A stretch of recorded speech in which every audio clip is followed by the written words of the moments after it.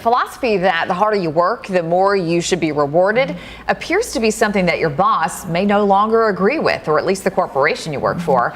Researchers spoke with 32,000 people. They felt that they were working harder than their coworkers, but only 50% of those surveyed said they were rewarded with a bigger raise. U.S. employers are planning on giving workers a 3% raise next year, but that's barely ahead of the rate of inflation. And another study found they won't reward hard workers with more money. Instead, everybody gets the same.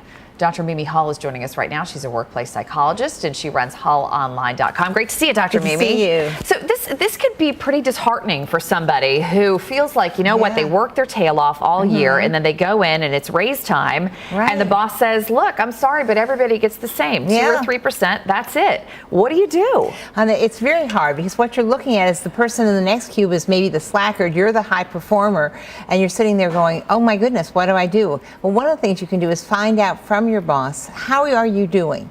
And what can you do to earn more money? You know, if you're a high performer, is there an opportunity for you to grow within the company? Maybe get a next position. Maybe there's a different position within the organization. So it's very important that you start to find out, what is it that I need to do to actually earn more money? Amy, there's an old expression that says, if you don't ask, you don't get. It's so true. What is going on, Dr. Mimi, with these corporations who are sort of pulling this hard line with their employees and saying, look, everybody's the same in our eyes, 2 or 3%, that's the best we can do. Is it in fact the best they can do? You know, a lot of times it isn't the best they can do, because if you take that 2 to 3% raise and you vary it amongst your hard workers versus your slackers, you may end up spending exactly the same amount of money, but rewarding the people that really work harder, who are giving you a better return on your investment. And what happens to those employees who become frustrated and disenfranchised by getting from the small raise every year? Yeah. The sad part is the wrong people quit. Your high performers start to look for someplace else to go. And the irony is, a lot of times they will look for a position online and they will find one that's maybe offering a higher base pay. For when you're looking for a new position, that's what it's often the look for, is what is the higher base pay. The irony is sometimes they find out that the position that's offering the higher pay is their own company. Wow. And what has happened is the base pay has gone up, but the raises haven't, so there's no reward for loyalty. And so what you find out is that maybe you've been at a company for 10 years and so is just coming in and they're making, in some cases, the same or more than you. Exactly. And that's a very disheartening position. So as a result, people start looking for something else to do. Here's the irony of it.